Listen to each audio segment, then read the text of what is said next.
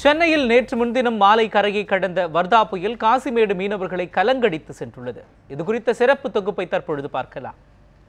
தரைமேல் பிறக்க வைத்தான், எங்களை தண்ணீரில் பிழைக்க வைத்தான். கவிஞர் வாலியின் இந்த வரிகளுக்கு உரியவர்கள் மீனவர்கள். அலைக்கடலை அன்னையாக நம்பி ஆண்டு முழுவதும் பிழைப்பு நடத்தும் இவர்கள் கடும் புயல், மழை, காற்று என இயற்கை பேரிடர்களை அதிகம் எதிர்கொள்பவர்கள் என்றால் அது மிகையாகாது. அப்படிப்பட்டவர்களைத்தான் கண்ணீர் கடலில் மிதக்கவிட்டு சென்றுள்ளது வர்தா புயல்.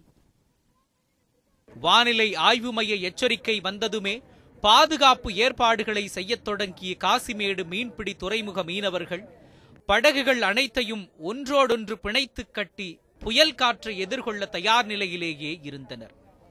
மதியம் 2 மணி வரை காற்றின் வேகத்தை சமாளித்த மீன்பிடி படகுகள் காற்று எதிர் திசையில் வீசத் தொடங்கியதும் ஒன்றோடொன்று மோதி பெரும் சேதத்திற்கு உள்ளாகின.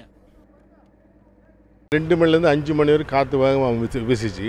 அப்புறம் 5 மணிக்கு மேலே காற்று திரும்பிச்சு. அப்போ தான் போட்டுகள்லாம் ஒன்றோடு மோத ஆரம்பிச்சிது. அந்த காற்றுல கண்ட்ரோல் பண்ண முடியல. அந்த போட்டை காப்பாற்ற முடியல. யாருமே காப்பாற்றினாங்கன்னா கயிறு பிடிச்சி இழுத்தாங்கன்னா அந்த உயிருக்கு ஆபத்து ஏற்பட்ட நிலைமை ஏற்பட்டுச்சு. அதனால் போட்டு ஒன்றோடு ஒன்று இடித்து மோதி நிறைய போட்டுகளுக்கு சேதம், 100 போட்டுகளுக்கு சேதம். ஒரு 10-15 போட்டு தண்ணியில் முழுகி போச்சு. மீன்பிடி படகுகள், வலைகள், எந்திரம் என பெரும் பொருட்சேதம் ஏற்பட்டிருப்பதாக தெரிவிக்கும் மீனவர்கள் இவைகளை சரி செய்த பிறகே கடலுக்கு செல்ல முடியும் என்றும் கூறுகின்றனர்.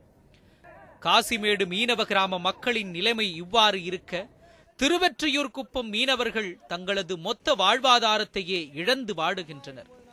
சிறிய அளவிலான பைபர் படகில் தொழில் செய்யும் இவர்களின் பைபர் படகுகளில் பெரும்பாலானவை கடலில் மூழ்கிவிட்டன. தங்களது வாழ்வாதாரத்தை காக்க அரசு உதவ வேண்டும் எனவும் கோரிக்கை விடுத்துள்ளனர் பாதிக்கப்பட்ட மீனவர்கள். 1 டன் 2 டன் வெயிட்டுக்கு கல் கட்டி போடும். 1 டன் வெயிட்னு சொன்னாக்கா 100 கிலோமீட்டர் காற்று அடிச்சுக்கா அந்த கல் ஆட இந்த பைப்பு போட்டுக்கு அது பெரிய பையோட தாங்க ஒரு ஆளுக்கு அந்த அளவுக்கு சேஃப்டியாக போட்டு நேற்று காற்றுக்கு எத்தனை தண்ணி போட்டாச்சு கல் ஒன்றும் முடியாது. ஒரு போட்டு நாங்கள் இந்த போட்டு ஒரு ஆள் தள்ளி போவோம், சும்மா தள்ளி போகலாம். நேற்று வேலைக்கு 50 பேர் பிடிக்கிற போட்டு பிடிக்க முடியல. அந்த ஆளுக்கு உயிர் போகிற ஆளுக்கு 2-3 பேர் அடியாக பட்டுச்சு. அவன் வீட்டு போய் காலகை ஒன்று வீட்டுக்கு போயிட்டான். நாங்கள் இந்த இழப்பு ஒரு போட்டுக்கு எப்படி பார்த்தா 1 லட்சம் 2 லட்சம் இழப்பு எங்களுக்கு. நாங்கள் எதிர்பார்த்தது ஒன்று, இந்த திசையில் மட்டும்தான் காற்று வீசும், கடுமையாக இருக்கும் அப்படின்னு யோசித்தோம். அந்த காற்று அப்படியே கொஞ்சம் நேரத்தில் மாறி கச்சாங்காத்தா மாறி எங்களுக்கு பெரிய சேதம். கிட்டத்தட்ட பார்த்திங்கன்னா முழுவன போட்டு மட்டுமே ஒரு 50 ஃபைபர் போட்டுக்கு மேலே முழுகி போச்சு. அதுக்கப்புறம் இன்ஜின் கிட்டத்தட்ட ஒரு 100கணக்கான இன்ஜின்கள் பழுதாயிருக்கு. ஏகப்பட்ட வலை சேதமாக இருக்குது. அது இல்லாமல் பார்த்திங்கன்னா ஒன்றோட ஒன்று மோதி பயங்கரமான இழப்பு ஏற்படுத்துனது இல்லாமல் ஒருத்தர் கூட ராத்திரி பகலாக தூக்கம் இல்லாமல் இருந்தோம். கரையோரத்தில் இத்தகைய நிகழ்வுகள் அரங்கேறிய நிலையில் 10 நாட்களுக்கு முன்பு புயல் அறிகுறி இல்லாத நேரத்தில் கடலுக்கு சென்றவர்களின் நிலைமையோ பரிதாபம். உயிரை கையில் பிடித்துக்கொண்டு கரை திரும்பிய மாயவன் ஆழ்கடல் மீன்பிடிப்பிற்கு செல்பவர்களுக்கு எச்சரிக்கை செய்யும் அளவிற்கு தொடர்பு சாதனங்களில் முன்னேற்றம் வேண்டும் என்றும் அதற்கான நடவடிக்கைகளை அரசு மேற்கொள்ள வேண்டும் என்றும் கோரிக்கை விடுக்கிறார். இங்கே கரைக்கு வந்தால் போதுன்ற நிலைமை தான். கரைக்கு வந்தால் உயிர் மீதிக்கலாம், ஓட்ட மீத்தலான்ற நிலைமையில் தான் வராங்களே தவிர அங்கே ஒன்றும் பண்ண முடியாது. தண்ணியை பார்த்துட்டு வர்றவங்க தான். 2 நாளைக்கு முன்னே தகவல் தெரியுதுன்றாங்க எல்லாருக்கும்.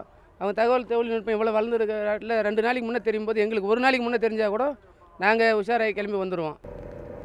புயல் சின்னம் உருவாகும் முன்னர் ஆழ்கடலுக்கு சென்ற படகுகளில் 2 படகுகள் இன்னும் கரை திரும்பவில்லை என்கிறார் படகோட்டி அலெக்ஸ். தங்களுடன் வந்த தங்கள் சகாக்களையும் உறவினர்களையும் தொடர்பு கொள்ள இயலவில்லை என்றும் தெரிவிக்கும் இவர் தற்போது அவர்கள் எங்கு உள்ளனர், எப்படி உள்ளனர் என்று கூட தெரியவில்லை என்றும் வேதனை தெரிவித்துள்ளார்.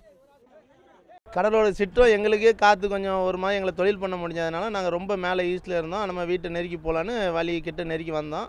இங்கே வந்ததுனால தான் எங்களுக்கு இது புயல்னு எங்களுக்கு தெரியும். எங்கள் கூட ஒரு 4 போட்டு வந்ததில் 2 போட்டு கிட்டே இருந்தோம். அவங்க இப்போ என்ன ஆனாங்கன்னே தெரியலை. நாங்கள் கரையை உடனே கவர்மெண்ட்டில் கோஸ்ட் கார்டுக்கு நேவிக்கு எல்லாத்துக்கும் இன்ஃபார்ம் பண்ணோம். ஆனால் இது வரைக்கும் அவங்களும் எந்த தகவலும் சொல்லலை. காணாமல் போன அவர்களை மீட்க உறவினர்கள் வேண்டுகோள் விடுத்துள்ளனர். 12 நாட்களுக்கு முன்பாக கடலுக்கு சென்று புயல் பற்றிய அறிவிப்பு எதுவுமே தெரியாமல் கடலின் சீற்றத்தை மட்டுமே கருத்தில் கொண்டு கரைக்கு திரும்பிய 2 படகுகள் தற்பொழுதைய நிலை என்ன என்று தெரியவில்லை என்று தெரிவிக்கிறார் அலெக்ஸ். அதேபோல அந்த 2 படகுகளிலும் இருந்த 22 பேரின் நிலை குறித்தும் தகவல் தெரியவில்லை. அவர்களுடன் தொடர்பு கொள்ளக்கூடிய அனைத்து வழிகளுமே துண்டிக்கப்பட்டிருக்கிறது. எனவே கடலோர காவல் படையும் கப்பல் படையும் விரைந்து செயல்பட்டு அந்த 22 பேர் என்ன ஆனார்கள், அவர்களின் நிலை என்ன என்பதை பற்றி உடனடியாக தெரிவிக்க வேண்டும் என்பதே மீனவர்களின் கோரிக்கையாக இருக்கிறது. ஒளிப்பதிவாளர் யுவராஜுடன் அன்சர் அலி, நியூஸ் 7 தமிழ், சென்னை.